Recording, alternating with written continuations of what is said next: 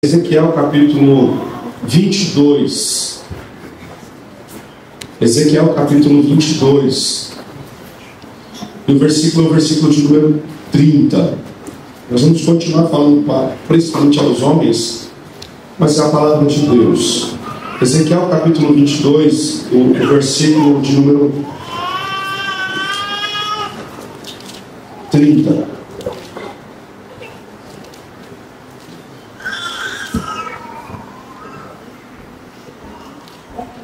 Todos acharam? Pode dizer amém? Amém. Glória a Deus. Diz assim: busquei entre eles um homem capaz de construir um muro e capaz de pôr-se na brecha em prol da nação, para que eu não a destruísse, mas não o encontrei. Amém? Só esse texto. E claro que a gente sempre traz uma ideia do contexto do texto, e eu meditando nesse capítulo, Deus vai falar com o profeta Ezequiel e vai dizer para o profeta Ezequiel trazer uma palavra de julgamento para Jerusalém. Só que o mais incrível é que Ezequiel não está em Jerusalém. Ezequiel está cativo. Ezequiel não tem nem como chegar em Jerusalém para falar. Acho que não correu no microfone. Foi ajudado.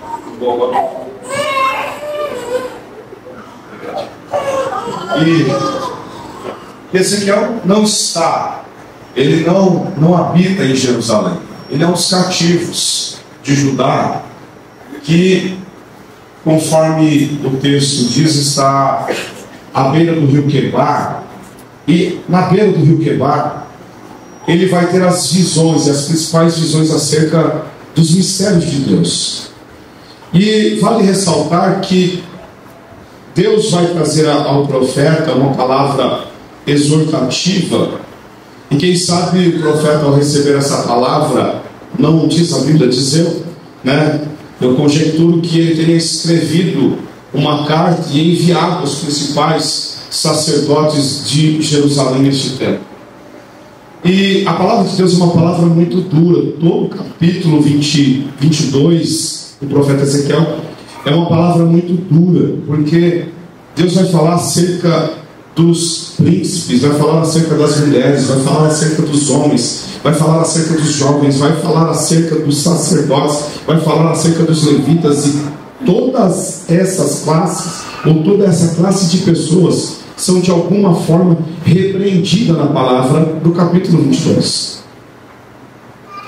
E o mais interessante é avaliar que Deus vai falar com o profeta lá dentro do cativeiro, para, se possível, enviar essa mensagem a Jerusalém.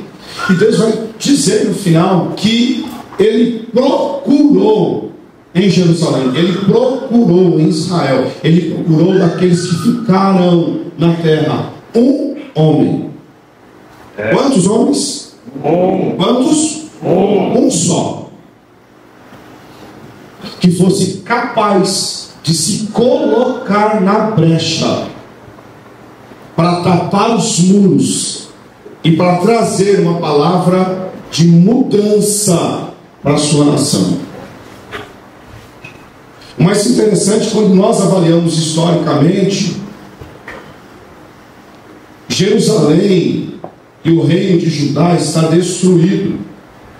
A Bíblia diz que quando Nabucodonosor invade Jerusalém, a destruição ela é incrível, a ponto de as portas, as 12 grandes portas, as suntuosas portas de Jerusalém serem queimadas a fogo.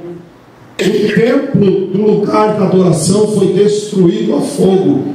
Os elementos de culto de Jerusalém, do templo de Jerusalém, foram roubados e levados para a Babilônia.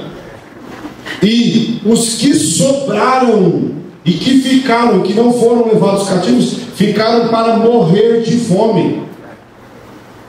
Não contente com isso, a Bíblia diz que um ano depois, Nebuzaradã, um dos maiores generais de Nabucodonosor, voltou com um exército poderoso e arrebentou com o resto que ficou em Judá.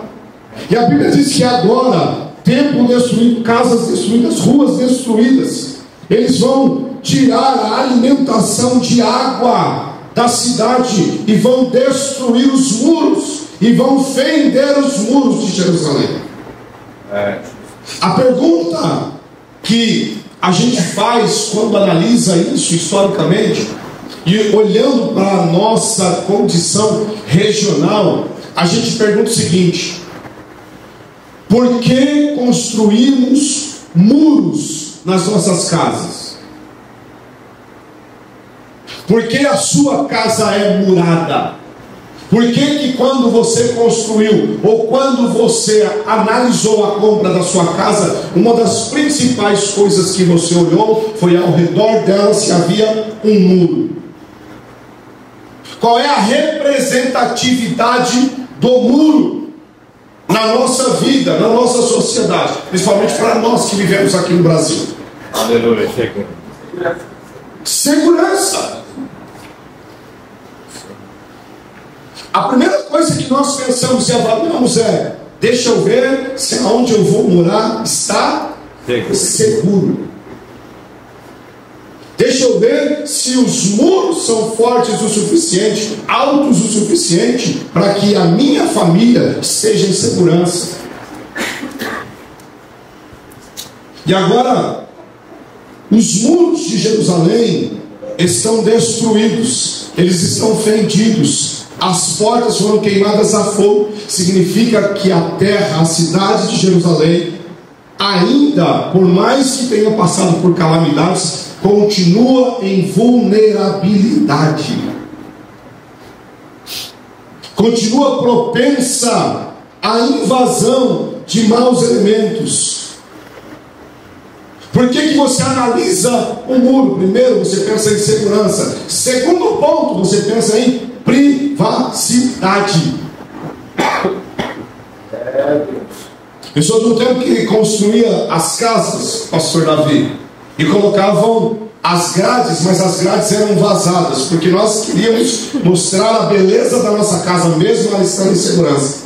Hoje não. Hoje, se a gente puder colocar um portão de chapa de ferro lisa para ninguém ver o que tem dentro, a gente faz. Não.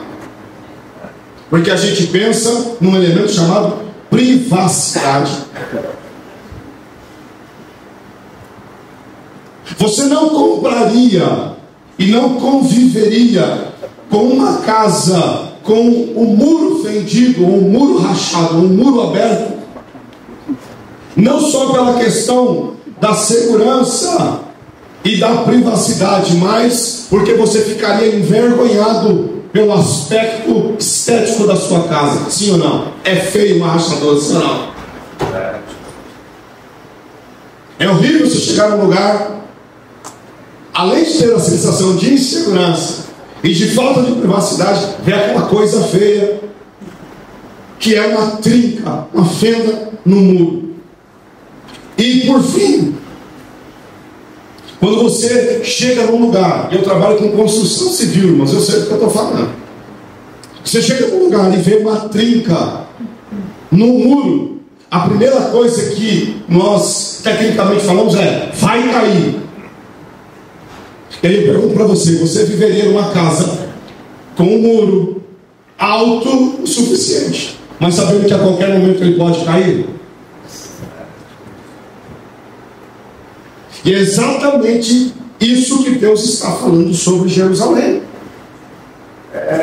Agora analisa isso e traz isso para o espiritual. Eu preciso de coisas espirituais que servem espiritualmente. Eu te trouxe um conceito da lógica humana. Um muro espiritual aberto, e aí eu vou usar no mesmo contexto de Ezequiel, dentro de uma nação, traz consigo muitos motivos da insegurança espiritual. Às vezes nós questionamos a Deus por que estamos vivendo o que estamos vivendo. De um meio. Jesus. Aleluia. Porque estamos vivendo isso na nossa nação. E Deus me falou ontem, não foi o homem, não foi alguém que me disse, mas o Espírito Santo falou no meu coração, é porque o muro espiritual da sua nação está aberto. Ô Senhor da glória.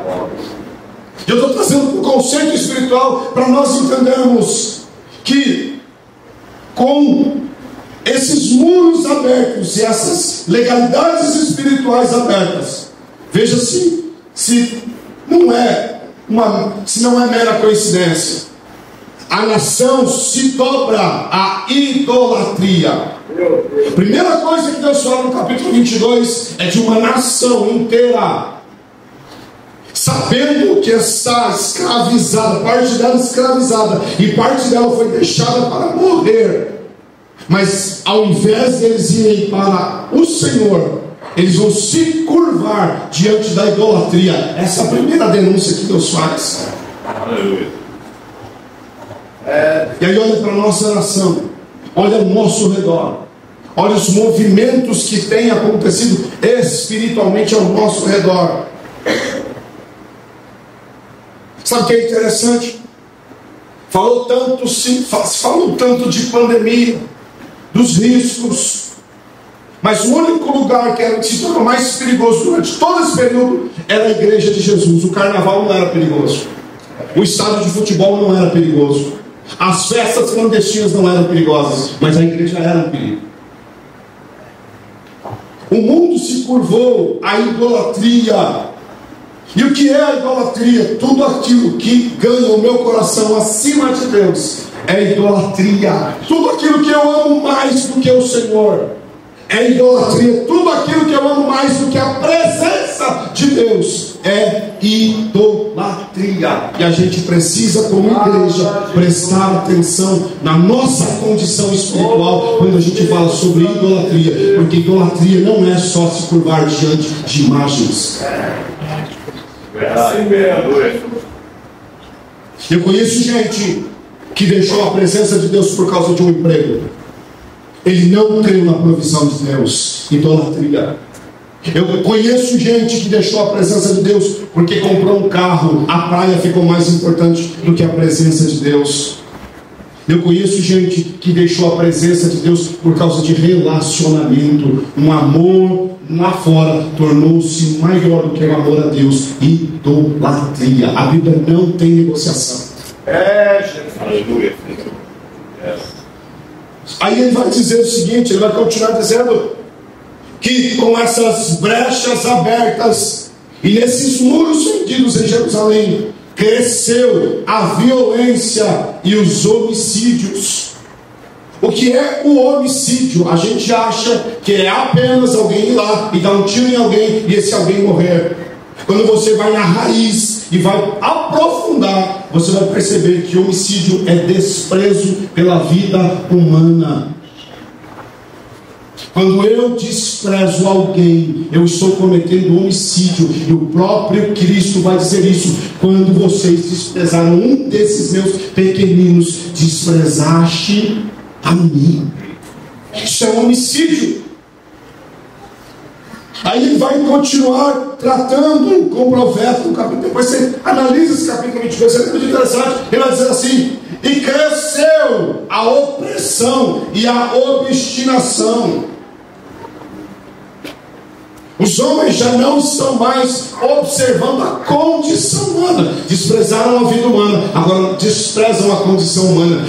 O que Deus está falando através da vida do profeta Ezequiel é que os mesmo vivendo em caos lá em Jerusalém, os que ficaram em Jerusalém passaram a escravizar outras pessoas. É um absurdo, mas é o que está escrito.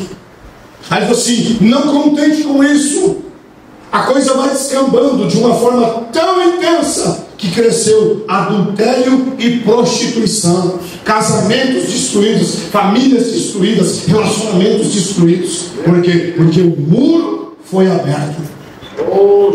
Aí ele vai dizer assim: e com o adultério, a prostituição, os homicídios, a opressão, a idolatria, os homens passaram a ir para a igreja e continuaram indo para a igreja, mas desprezaram o culto a mim. falta de reverência, desprezo ao culto a Deus e a importância de estar no culto a Deus. Olha quanta coisa aí se analisa. Será que isso é uma mera coincidência? Ou a Bíblia está se repetindo novamente? O resultado dessa condição, eu estou fazendo isso no âmbito espiritual para a nação, eu preciso que vocês entendam isso. O resultado dessa condição é uma nação enfraquecida, como o resto de fundição derretido no fogo. Deus está dizendo assim: vocês se enfraqueceram tanto que quando eu soprar o meu fogo sobre vocês, vocês derreterão no meu fogo como estanho. Está escrito. O estanho não serve para nada estrutural, pastor Davi. O estanho, você faz pequenas soldas com o estanho, mas ele não serve para reforçar nada estruturalmente. Aí Deus diz assim: quando eu vier com o meu fogo, se você não estiver na posição, o meu fogo vai derreter você como estanho. Meu Deus. Ele vai dizer: a condição dessa nação, veja se não é mera coincidência, é uma nação cheia de falsos profetas e falsas mensagens que eu não falei. O resultado de tudo isso são sacerdotes profanos, impuros, roubo, violência e morte. Pesada a mensagem, né? Aí ele vai dizer assim no versículo 30 para o profeta: mas eu estou procurando, aleluia, um homem. Aleluia. Aleluia. Eu vou repetir para ver se os que estavam lá na chácara entendem. Deus passou na terra e disse assim: eu estou caçando, glória a Deus, um homem. Aleluia. Só um. Cadê você? Glória a Deus. Cadê você? Aleluia. Eu estou caçando só um homem capaz. Um só. Para uma nação inteira, pastor Davi. Deus procurava um homem que tivesse coragem de subir no muro, se enfiar no meio da brecha do muro e falar assim: essa situação vai mudar, porque se depender de mim, o muro será fechado. Aleluia. Glória a Deus. Glória a Deus. Sabe o que é mais interessante? Em Jerusalém, Deus não achou esse homem. Ele vai dizer assim: procurei um homem que estivesse perante mim e que se enfiasse no meio da brecha do muro, para que eu pudesse usá-lo para restaurar essa nação, mas eu não achei. Aí tempos depois, Deus levantou um homem chamado Neemias, porque Deus nunca vai ficar sem alguém para levantar e restaurar. Aleluia. Que homem é esse, capaz de mudar um cenário tão caótico como esse? Um que seja capaz de denunciar o pecado, e nós ouvimos muito sobre isso esse final de semana, que seja capaz de denunciar o pecado, mas livrar o pecador da morte. Aleluia. Vou de novo: um homem que seja capaz de denunciar o pecado, mas livrar o pecador da morte. Deus está procurando esse tipo. Aleluia. Glória a Deus. Aleluia. Um homem que seja capaz, mensagem do pastor Davi hoje, capaz de amar incondicionalmente a Deus e consequentemente ao seu próximo como a si mesmo. Aleluia. Aleluia. Glória. Ele está procurando esse homem. Cadê você? Aleluia. Um homem que seja capaz de amar, palavra de hoje, de ontem e de sexta-noite. Um homem que seja capaz de amar sua esposa e seus filhos e entender que esse é o maior exercício sacerdotal que Deus deu a ele. Aleluia. Aleluia. Antes de fazer aqui, faz lá na tua casa. Antes de amar aqui, ama lá na sua casa. Antes de dizer que ama aqui, diga que ama lá na sua casa. E eu gostei do negócio da carta, rapaz. Hoje à noite eu vou sentar na escrivaninha e vou responder cartas. Aleluia. Porque agora nós vamos voltar à moda antiga. Eu vou começar a trocar cartas com os meus filhos. Porque o WhatsApp é muito chato.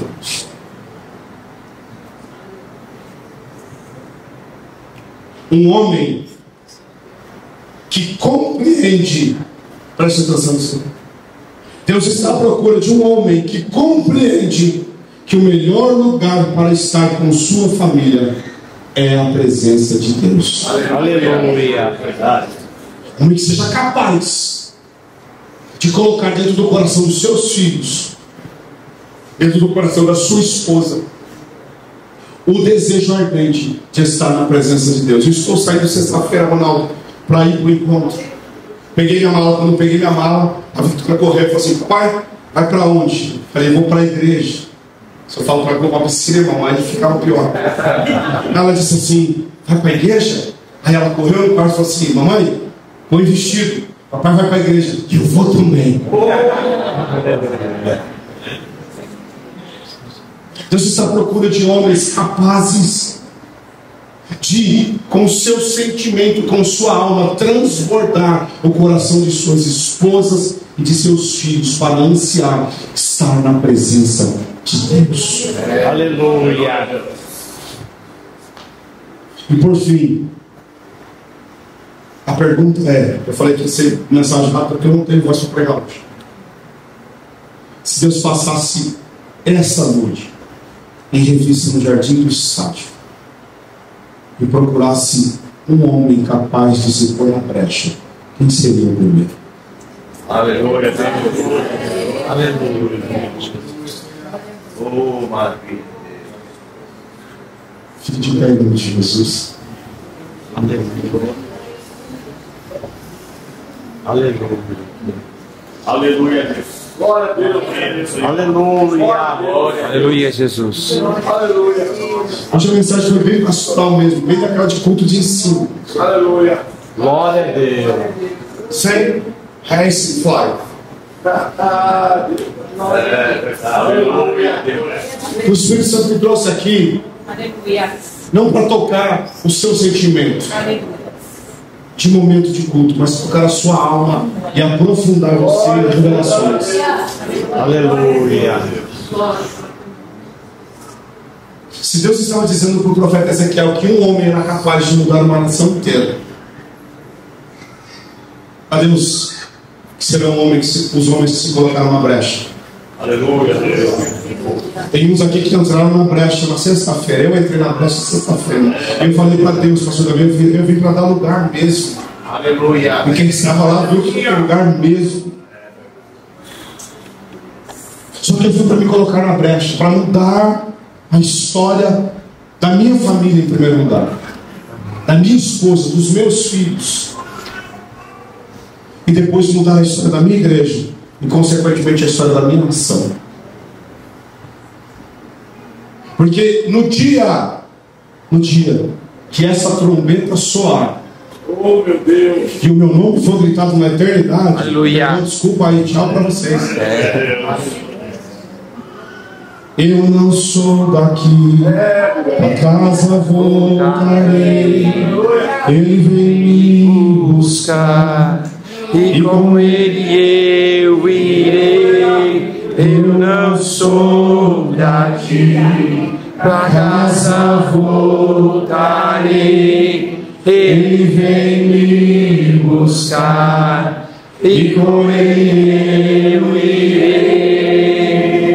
mas a igreja Será arrebatada num piscar de olhos acontecerá, mas a igreja será arrebatada num piscar de olhos acontecerá. Nesse clima. Só que eu não quero ir individualmente, eu quero que a minha esposa suba também, os meus filhos também, o meu neto também, e os próximos netos que virão também. E se eu tiver a oportunidade de vir, eu quero ver os tataranetos também. Não sei se vai dar tempo. Se eu fui vou tão novo assim, quem sabe eu não vou ter essa oportunidade de ver meus tataranetos, meu irmão. Mas eu quero ver. Aleluia. Glória a Deus. E o único ser capaz de mudar isso, diga assim, o único ser capaz de mudar isso, sou eu. Aleluia. Aleluia. Eu sei que esses caras morrendo de saudade desse irmão. Eu não vi minha esposa ainda, irmãos. Eu cheguei em casa, a esposa não tá cuidando do meu sogro tá em estado terminal de câncer e ela está cuidando dele. Eu cheguei em casa e daquela cochilada da tarde, eu não vi a Divane ainda, não vi meus filhos ainda, pastor Davi. Vou ver todo mundo agora à noite. Metade estava lá em Suzano numa outra chácara, a outra metade cuidando do voo. E eu sei que vocês chegaram morrendo de saudade da esposa, sim ou não? Sim. Fala não pra mim.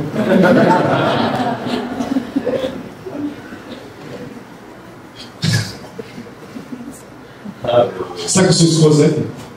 Tá assim ou não? Sim. Abraça ela aí. Se tiver os filhos, abraça os filhos também. Se os filhos estiverem espalhados aí, acha o seu pai, acha a sua mãe aqui. Amém. Eu vou terminar com um ato profético aqui em nome de Jesus.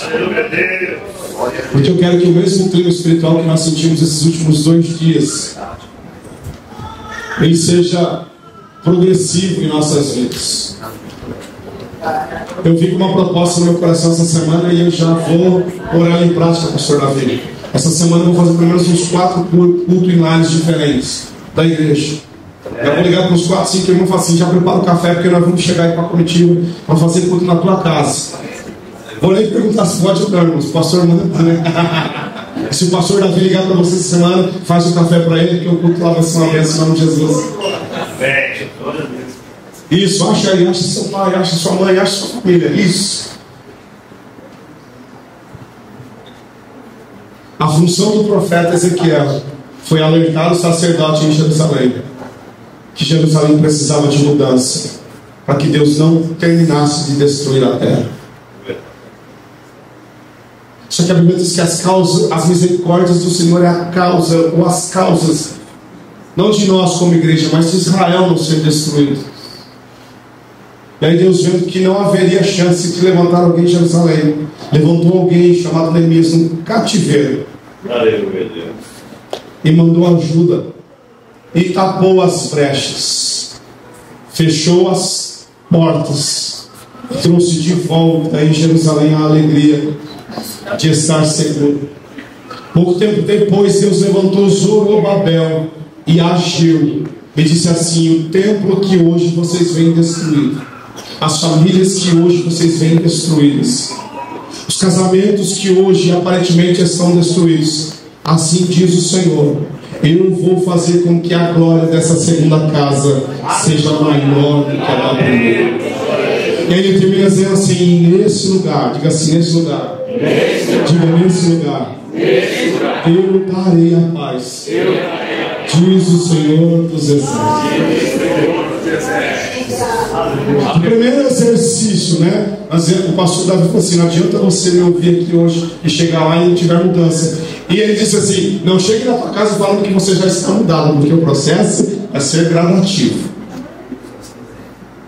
Você começou um processo esse final de semana. Esposa, o teu marido começou um processo de mudança esse final de semana. Daqui um mês você vai subir nesse altar no próximo culto de mulheres. Pastor Marília, dá a oportunidade para elas falarem do que Deus fez no último mês na casa delas. Não, eu vou profetizar, mas isso aqui é uma palavra profética. Você vai ver o que Deus vai fazer na sua casa através da vida do teu marido. E começa hoje, sim ou não? Sim. Maridos, começa hoje, sim ou não? Sim. Então o sacerdote ora pelo lar, porque ele é o representante de Deus no lar. Isso, ore pela sua esposa, ore pelo seu filho. Aleluia, Deus. Isso, ore. Se ela estiver em casa, ore porque ela está em casa. Não tem problema. Alguém está representando uma casa, Senhor, aqui essa noite. Alguém está representando uma família, Senhor. Alguém está representando um ministério. Alguém está representando o Senhor um lar. E mais do que ter uma casa, Senhor, O Senhor quer proporcionar a nós como igreja um lar feliz, um lar abundante, um lar alegre, um lar que faz a diferença. Esses homens não foram cheios do Espírito Santo esse final de semana para continuar do mesmo jeito. Esses homens não viveram, Senhor, um momento de aflição pentecostal apenas por emocionalismo. Eles foram lá serem abastecidos da Tua presença, Senhor, porque a Tua presença fará diferença nesse lar. A Tua presença fará diferença nessa casa. A Tua presença fará diferença nesse casamento.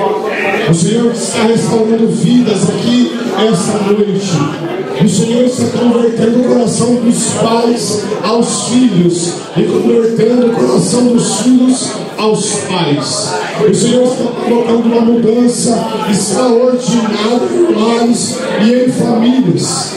E essa noite, Senhor, com essa oração sacerdotal, eu quero profetizar, Senhor, não só a cura nos sentimentos, mas haverá cura e milagres no corpo. O Senhor curará enfermidades. O Senhor livrará da morte alguns. O Senhor trará de volta para os seus altares alguns filhos que se perderam. O Senhor trará alguns maridos que se perderam, algumas esposas que se perderam. Eu profetizo aqui no Jardim do Estado essa noite, em período de restauração em vidas.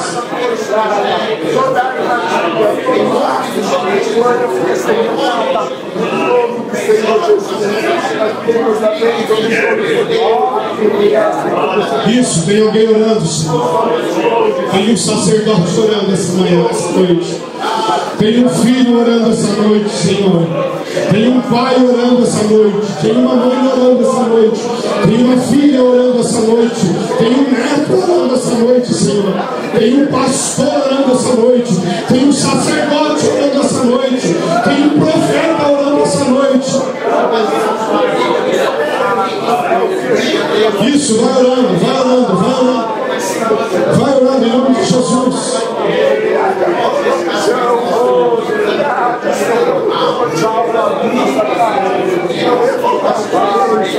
Isso, profetiza sobre a vida da tua esposa, Maria. Isso, como sacerdote profetiza que ela vai ser uma bênção, que ela será como uma videira frutífera à roda da tua mesa, que ela será uma grande mulher de Deus, uma grande mãe para os seus filhos, uma grande esposa.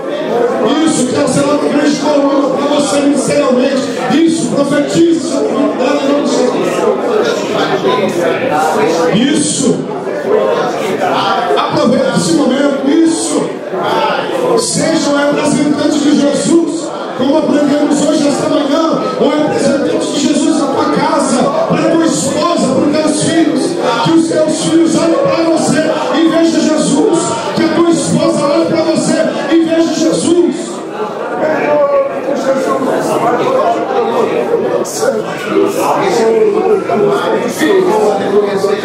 Pai, que o Senhor ache em nossas vidas, em nossos corações.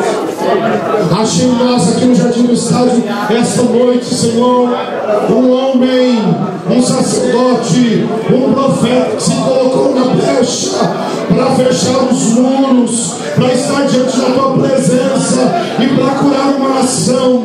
Que saia dessa igreja esta noite homens com coragem para mudar uma nação inteira, a começar por seus lares, por suas famílias.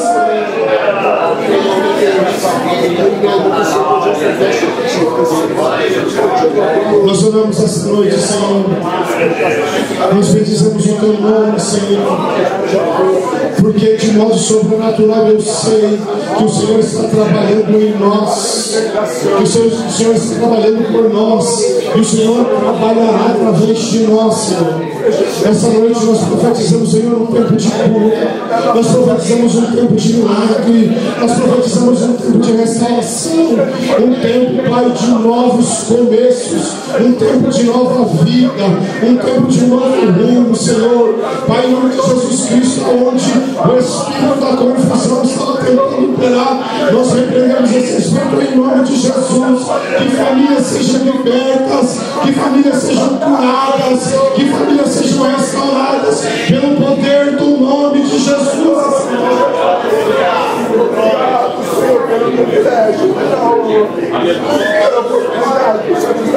diante da tua presença, Senhor. Nós queremos isso, Pai, em nome de Jesus. Em nome de Jesus. Em nome de Jesus. Glória a Deus. Em nome de Jesus. Só as esposas vão para cima assim, os filhos vão para cima assim. Isso. Você achou que eu sou só para o pai, né? Você recebeu essa oração aí?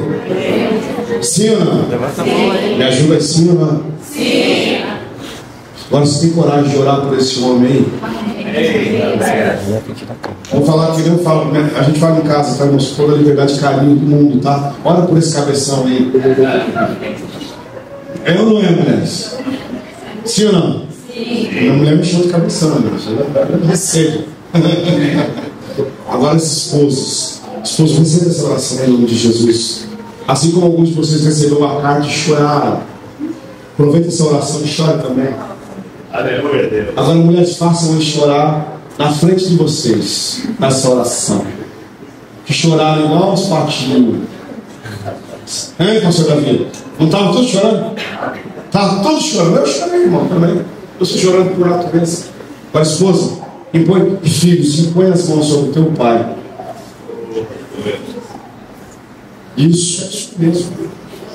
Aleluia. E olhe por ele, olhe pelo seu irmão, se for voltar aqui.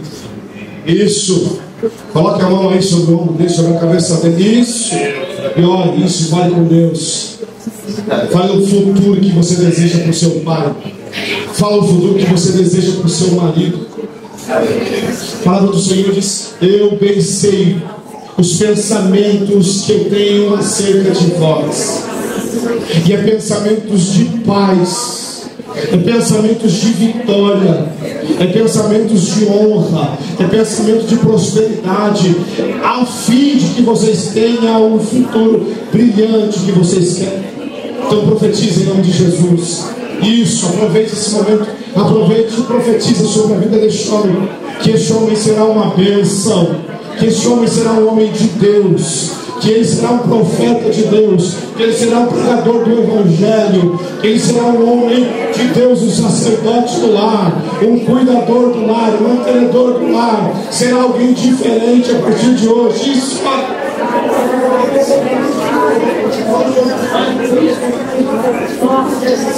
Aleluia. Pai, ouça a oração dessas mulheres de Deus nessa noite neste lugar. Porque eu sei que nesses maridos o Senhor encontrou alguém que está disposto a entrar na brecha, Senhor, e ser um instrumento usado pelo Senhor, e ser um homem de Deus para fazer a diferença onde eles forem. Em nome de Jesus Cristo, Pai, nós recebemos essa oração, Senhor, e sabemos, ó Deus, que há um trabalhar de Deus sobre este lugar. Isso, profetiza: o meu pai é uma bênção, profetiza: o meu marido é uma bênção, profetiza: o meu avô é uma bênção, meu pai é um homem de Deus, um sacerdote de Deus, um sacerdote desse lar, é um homem de prosperidade, é um homem que vai avançar, é um homem que vai crescer, é um homem que vai dar todo o suporte para essa família, porque Deus escolheu ele.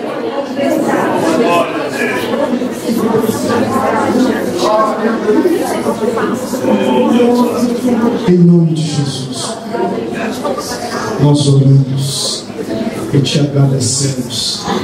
Amém. E aí, marido, recebeu essa oração? Amém. Sim ou não? Amém. Aplauda o Senhor em nome de Jesus.